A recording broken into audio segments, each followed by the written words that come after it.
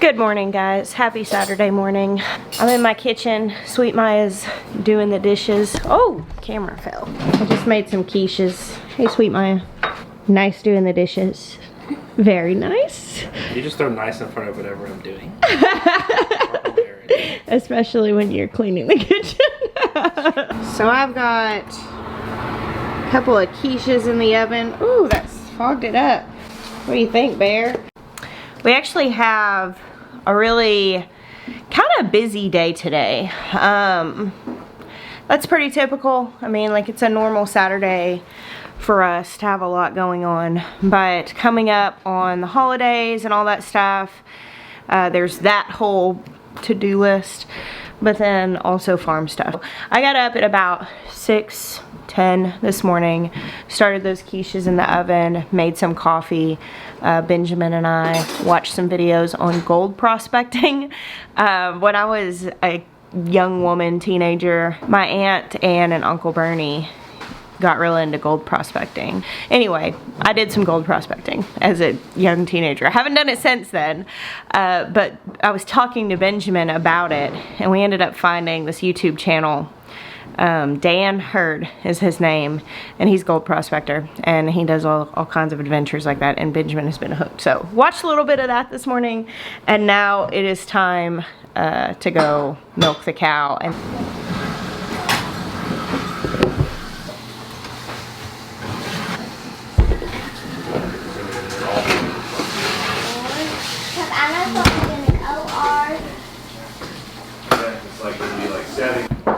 here. I have to get my shoes and my... You gotta get your shoes on, okay. Yeah. Alright, Ben, you wanna carry this out? I hope I don't drop it. You'll be good. Come on. Alright, I stepped outside and realized I was a little overdressed because it's warm out here. Guys, I want to introduce you to our friend. This is Austin. Hello. He is out here today, kind of just checking out the farm this morning, but going over some stuff for our house plans. Yeah, so exciting. Yeah, so we met Austin here locally. He has a business doing drafting and drawing house plans, Divine Homestead Designs, and we're working together to design a beautiful it's gonna be awesome. dream home for us. So it's gonna be really cool. Yeah. So you'll be seeing a lot more of him. We'll be working on this for a little while. Ben, are you gonna milk today? Yep. I'm gonna milk every day now. So it's like really warm and muggy this morning. I just cannot get, I can't get the hang of this weather. I will tell you, you know, Arkansas weather is very similar to South Carolina weather. Everybody was kind of like warning me for the heat and the humidity. And it's really very similar. However, the humidity here is on another level. It is so wet. Literally, sometimes you come outside and when you walk back in, like already this sweatshirt I'm wearing is starting to feel damp from how wet it is out here.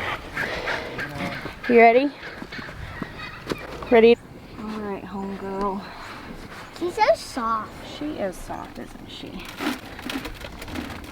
Is she? How old is she? She's 4 years old. The Justin Rhodes has a cow that looks like this. Yeah. Can I do a scrubby? No, come here. Come here. Hey, you gotta follow Mom's instructions. I want you to come right here. No. Roll your sleeves up. Push your sleeves up. Her tender places, and we don't want a lot of friction on her tender places. So rub it together. This will help her skin. Yeah. Okay, we're gonna bring some of the milk out. Make sure it looks normal. Now look, it's fun. Okay, I want you to get on this one right here. Okay.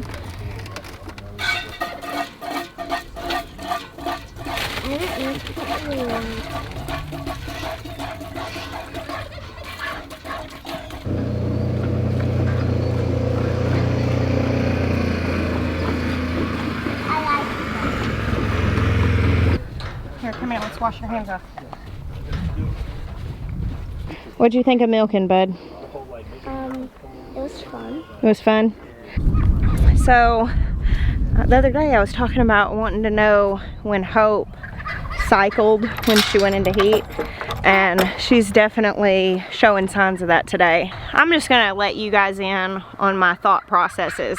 Sometimes I tell y'all about the things that I'm like weighing out and considering when it comes to like decisions on the farm, rather than just telling you what we decided, because I think there's just value in process, and where I might decide not to do something, if I consider it, it might be what works for you. And right now I have Hope, who is a 4-year-old Jersey cow. I have her heifer Honey, who is a 9-month-old Jersey and red poll mixed heifer. So Honey is kind of like dual purpose. Red polls, you can milk them, or that's a breed that you can use for beef. And so with Honey, I am thinking I want to keep her as a dairy cow. I want to keep her as a potential milker, because I'd just like to see what that Jersey red poll mix does, because red polls are dual purposes in themselves.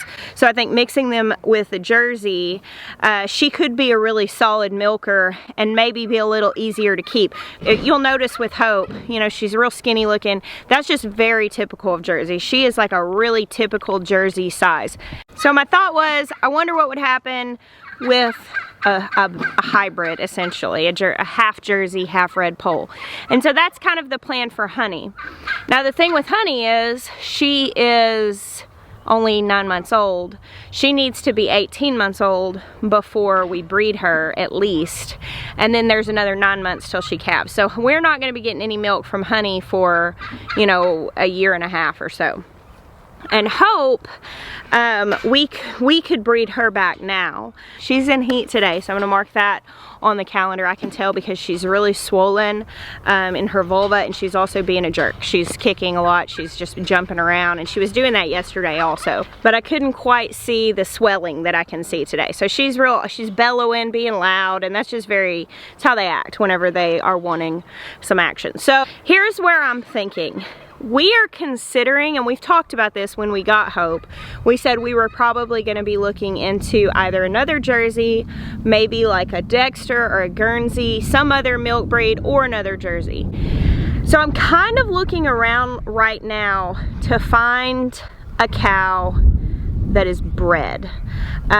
So basically a cow that we could bring here, that we would not have to milk right now, but that would have a calf here on our farm, and that we could have another cow and milk, so that when I do rebreed Hope and need to dry her off halfway through that gestation, I don't have a dry spell, we have another cow and milk. And the idea is I'd like to have the ability to stagger our breeding, so we always have some milk coming in. The thing I want to avoid is having just an insane amount of milk. I'm not looking to have a bunch of cows and milk at once. I know I don't want to wait until we breed Honey, because that's, like I said, that's a year and a half from now before she'll be giving us any milk. And what I'm thinking about right now, if I were to go ahead and get another bred Jersey or something like that, like a true dairy breed, I could then breed Hope and Honey when it comes time to beef breeds, and their calves could be all-purpose breeds for the freezer, so we could raise those up for meat. And that's kind of what I'm playing with right now. If I wasn't going to get another milk breed right now, I would want to breed Hope to a milk breed, and in the hope that we could get a heifer from her to keep as another milk animal later. But I don't think I'm gonna wait. I think I'm really leaning towards finding another Jersey or something now, and then breeding these two girls to beef breeds for later. I hope you can follow that. Hope, hope, hope. Lots of mention of I hope I get a heifer, I hope you can follow it, and hope the cow is gonna be rebred. That kind of stuff, you know, you just gotta weigh out the different things. Sometimes there's ideal, I say this a lot, there's ideal and then there's the wide range of acceptable, and right now we could be breeding her back. We're considering artificial insemination. It doesn't always have the best results, but if I were to breed her to a beef cow, there are a lot of those around here. I could just get a stud fee and take her to them. Hey, I'm gonna go answer these questions with Austin about the house. Why don't you take our YouTube friends and kind of get some shots of what y'all are doing. I'm gonna hand you guys off to Sweet Maya, because while what I'm doing is interesting, I'm not quite ready to make video about it, so. All right.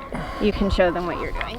We just finished milking, and we're about to move the chickshaw to that side of our corral for Hope. The chickens have been on this side. They scratched up all of the cow patties and broken all that down. And so now we've got to get them over there cleaning up that side, and then we'll start milking Hope on this side. And we're gonna, until we get the barn up, we're just gonna keep bouncing back and forth inside this corral. So that once the barn's up, everything will change. We'll do things differently, but in the meantime, this is what we're doing.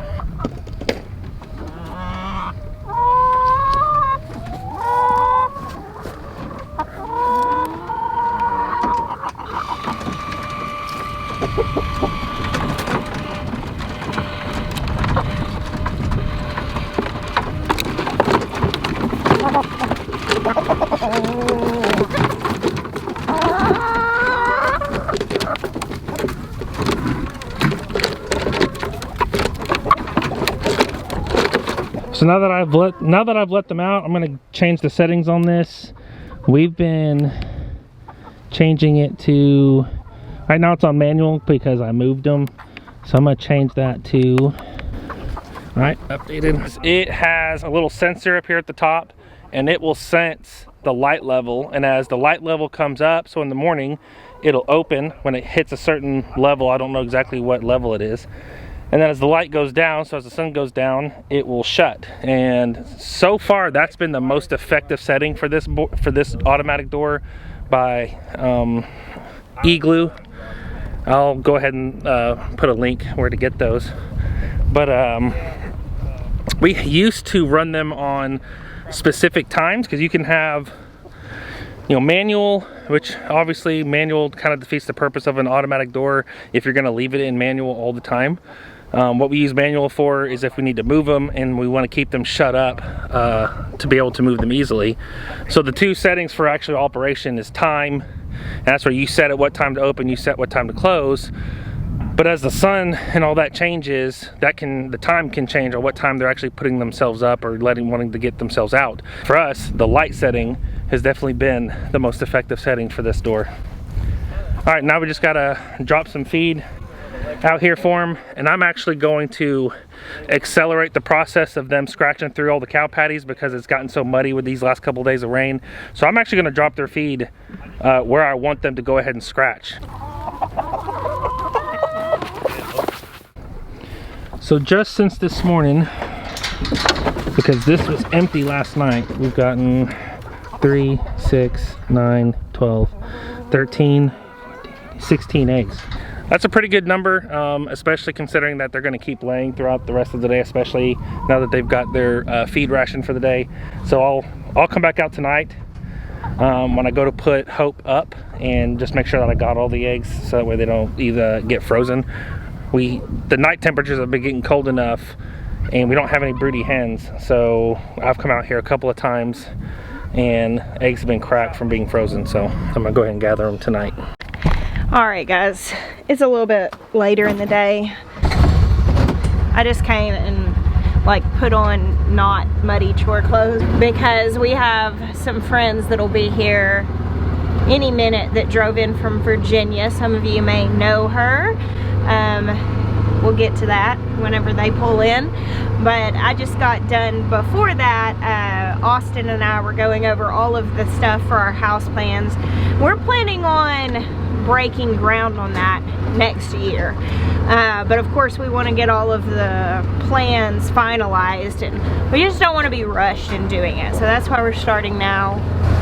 Getting all of those things just so can take a while, and we're building what we plan on being our forever home. I want to live in this house, raise my kids here, have grandbabies be here. Like, this is the house that I'm planning being like my legacy home. It's gonna be right here in this open space, and it's very hard sometimes for me not to like plan things with the security net of like, what if plans change, what if this.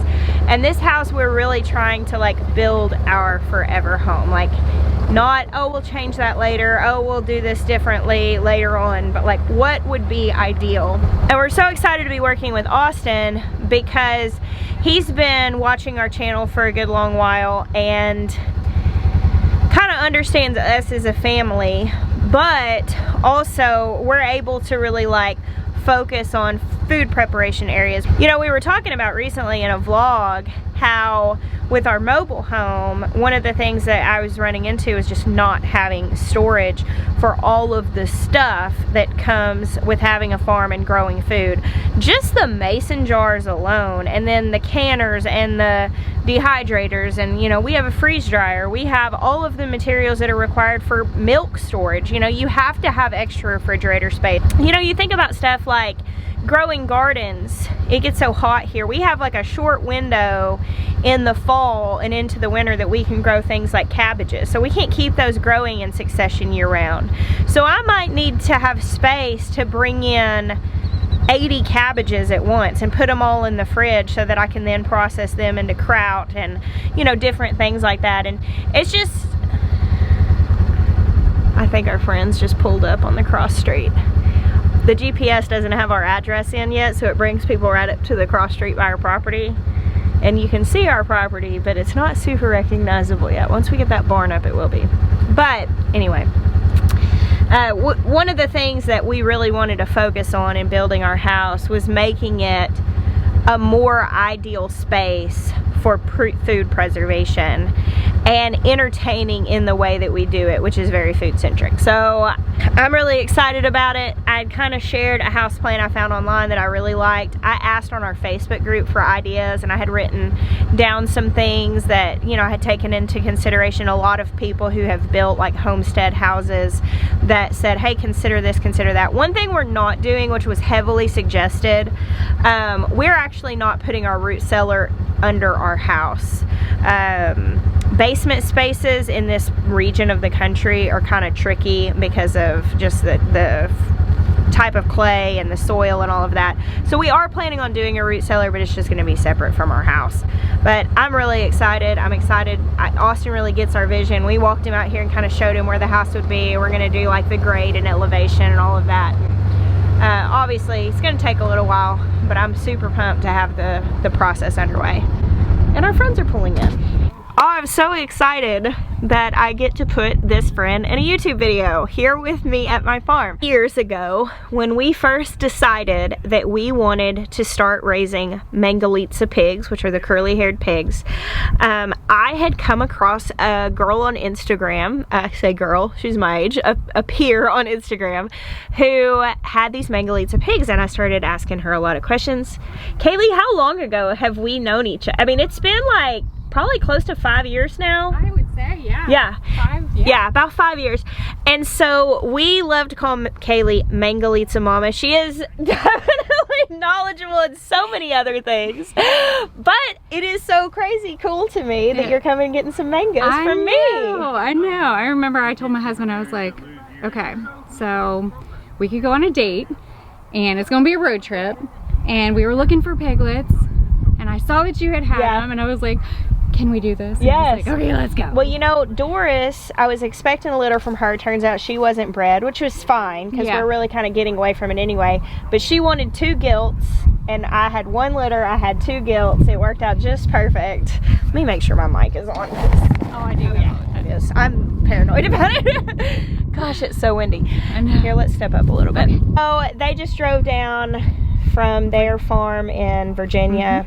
And are picking up these 2 gilts to take back. Yeah, I'm excited. It's really awesome. So Kaylee has a channel called The Honeystead, and we, like I said, have been friends for several years now. I mentioned you in a video recently because she's gotten really into herbalism. Yes. And a great resource. And I was telling you guys about the importance of herbal remedies when it comes to sustainability. And I said, if you don't know about herbalism yourself and you're nervous about learning it, support somebody who does know. And I mentioned you being a good resource.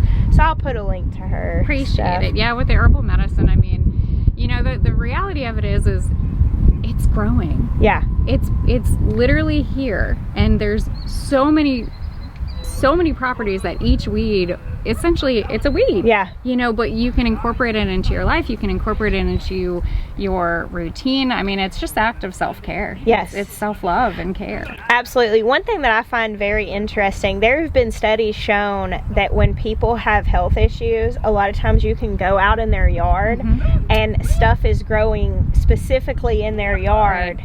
Right. that fixes the things they have, and you go to another property and find out the issues those people have, and there will be I just think that's so cool. I just like to think sometimes the earth, it just wants to heal us. Yeah. It really does. And I mean it really it absolutely speaks to you. And I was already eyeing the land coming in here. I'm like, I bet you have reishi growing like crazy around here. Like, I'm like, what else is growing?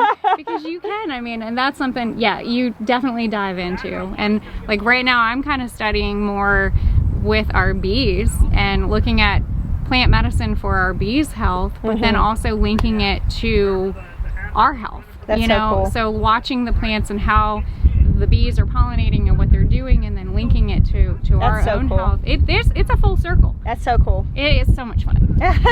Well, oh gosh, there's the wind. Well, I will put a link to Kaylee's channel down below so you guys can go give her some love and follow these two little piggies home. Hey you guys, editing Jess here, and realizing that I got so excited that my friend was over that I forgot to sign off the video. So I'm here now the next day to tell you guys thank you for hanging out with me today. I have some really exciting videos planned for y'all this week, diving in a little further to my preparedness season. We're gonna have another little sit down classroom style chat on that topic, and also I have another special guest that's coming this week. I've mentioned it a couple of times that I'm really excited about, and this week's my birthday week, which, you know, it's nice to feel a little celebrated. So I'm looking forward to the week with you guys. Thank you for hanging out with us on this video, which was just a busy Saturday morning. God bless you guys. Until next time.